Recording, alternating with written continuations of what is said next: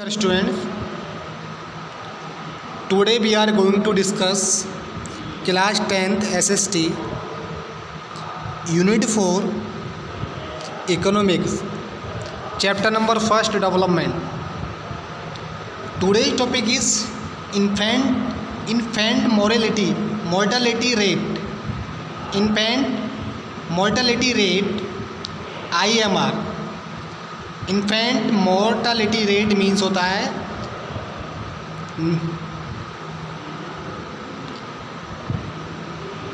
नवजात बच्चे की जो है नवजात मृत्यु दर मतलब छोटे बच्चों की जो न्यू बॉर्न चाइल्ड होते हैं उनका मृत्यु दर, इन्फेंट मोर्टालिटी रेट, नवजात शिशु मृत्यु दर। छोटे बच्चों की जो पैदा होते ही 1 साल के 2 साल के 3 या 2-3 महीने के होकर मर जाते हैं, उनकी मृत्यु दर रेट के बारे में बात करेंगे। It's refer to death among children before the age of 1 year per 1000 children born in the year. High infant mortality rate indicates poor health facilities.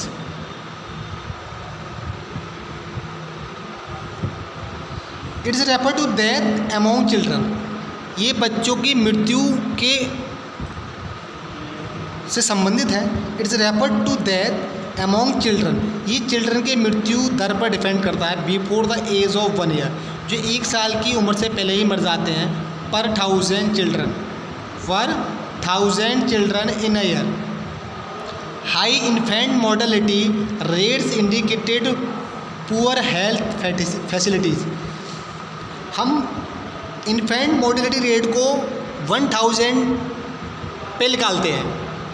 अगर 1000 पे जितने बच्चे हमारे, अगर हम एक पूरे साल के अंदर 1 साल में 1000 बच्चों पर कितने बच्चे मरे, उससे एवरेज से निकालेंगे 1000 के पे।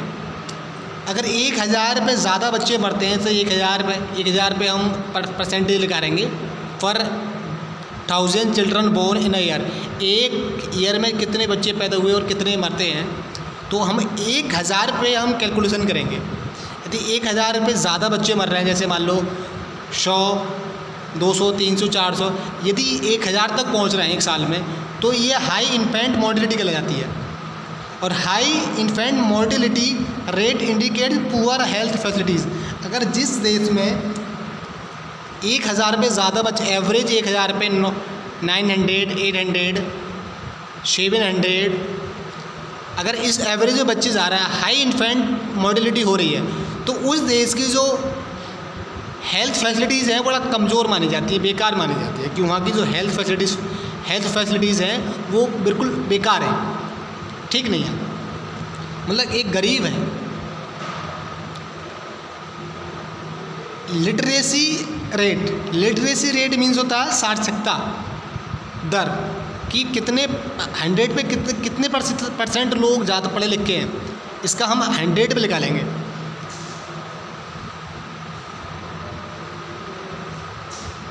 It's measure the ability to read and write and it's refer to the number of literate person per 100 person.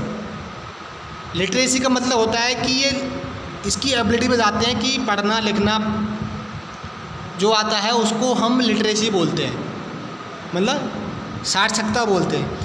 इसका संबंध इस and it's refer to the number of literate person per 100 person. और इसका हम जो एवरेज निकालेंगे, ratio निकालेंगे, वो पर 100 पे निकालेंगे। High literacy rate indicate more development and vice versa. और जो हाइयर लिटरेसी रेट होते हैं उसको हम मोर डेवलपमेंट कंट्री कहते हैं। जो 100 में ज़्यादा 100% में, जैसे 90, 99%, 90%, मतलब 100% में जितनी ज़्यादा परसेंटेज होगी और बहुत ज़्यादा परसेंटेज अगर है तो उसको हम higher literacy rate indicate more development कहेंगे, मतलब काफ़ी अच्छी साक्षरता की कंट्रीज़ कहा जाएगा। ग्रॉस इनरोलमेंट रेशियो, मूल नामांकन रेशियो, नामांकन अनुपात, तो कुल नामांकन अनुपात क्या है। Gross enrolment ratio refer to the ratio between the total number of student enrolled of the various level, primary, secondary और हायर एजुकेशन। इसमें हम देखेंगे जो टोटल स्टूडेंट हैं वो कितने स्टूडेंट प्राइमरी, सेकेंडरी और हायर एजुकेशन में नामांकन है उनका।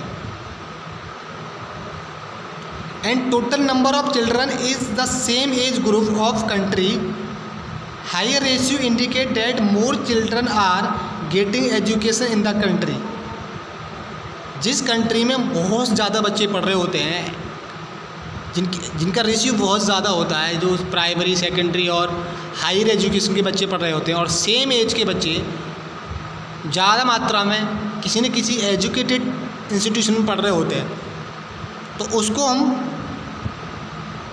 Higher ratio indicated more than children are getting education, greater enrolment ratio indicate more development. और जिस कंट्री में ज़्यादा बच्चे एजुकेटेड हैं या एजुकेशन ले रहे हैं उनको हम हायर डेवलपमेंट कंट्री बोलते हैं in education field.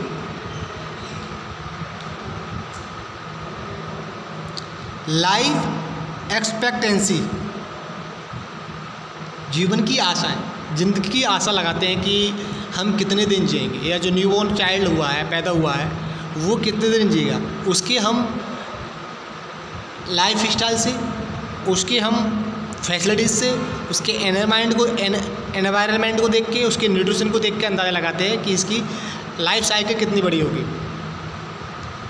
It's denote average expected length of the life of person in years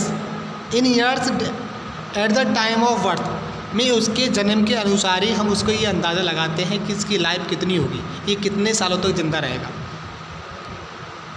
how long a newborn is expected to live, कि एक न्यूबॉर्न चाइल्ड, नवजात शिशु कितने लंबे समय तक जिंदा रहेगा, में जीवित रहेगा।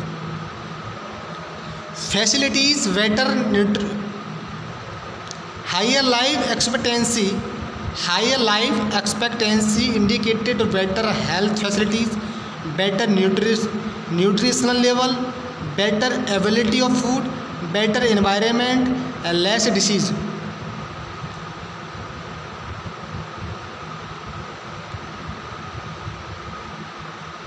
Higher life expectancy indicated, higher life expectancy मतलब लंबी लाइफ के बारे में उम्मीद लगाई जाती है, उसके बेटर हेल्थ फैसिलिटीज़, अच्छी स्वास्थ्य व्यवस्था, बेटर न्यूट्रिशन लेवल, अच्छा खान पान, बेटर एबिलिटी ऑफ फूड और अच्छे खाने की व्यवस्था, उपलब्धता, एंड बेटर एनवायरनमेंट और अच्छा वातावरण, लेस डिसीज़। और यह ऐसे वातावरण में ये सब चीज़ें हैं तो वहाँ बीमारियाँ बहुत कम होती हैं और जो हमारा लाइफ एक्सपेक्टेंसी है वो बहुत हायर लेवल पे होती है। Point number 6, person living below poverty line, गरीबी रेखा से जीने वाले व्यक्ति।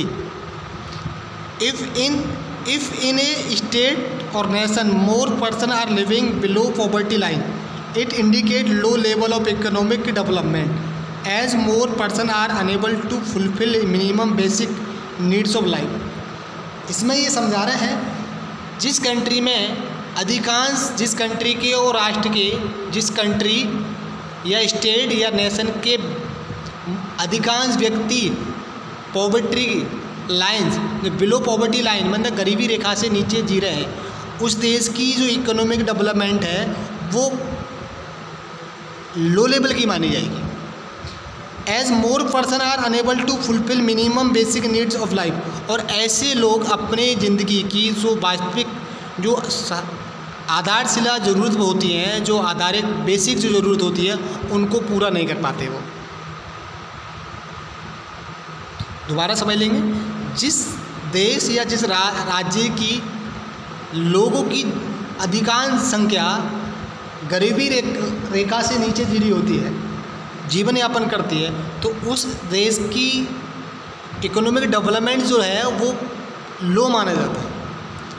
और ऐसे लोग अपने जो जीवन की बेसिक ज़रूरत होती है उनको फुलफिल नहीं कर पाते, अच्छी तरह से लाइफ को नहीं जी पाते। तो I hope you have understood everything very well. Okay students, thanks a lot and have a nice time.